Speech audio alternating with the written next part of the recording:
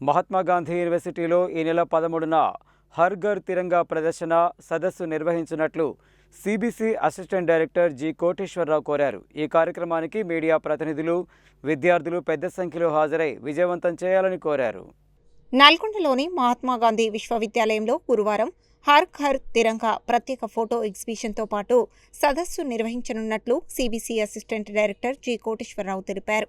భారత ప్రభుత్వానికి చెందిన central bureau of communication field office ఆధ్వర్యంలో ఈ కార్యక్రమం ఏర్పాటు కానుందని విశ్వవిద్యాలయ ఆవరణలోని ఆర్ట్స్ అండ్ సోషల్ సైన్స్ కళాశాలలో ఉదయం 10:30 ఈ ప్రదర్శన ప్రారంభమవుతుందని చెప్పారు.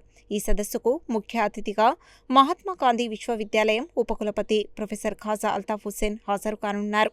గౌరవ అతిథిగా varsity registrar professor K Anji Reddy పాల్గొంటారు.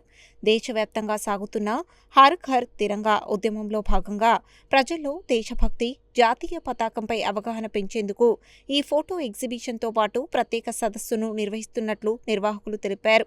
ఈ కార్యక్రమానికి మీడియా ప్రతినిధులు, విద్యార్థులు పెద్ద సంఖ్యలో హాజరై విజయవంతం చేయాలని CBC assistant director G Koteswararao కోరారు.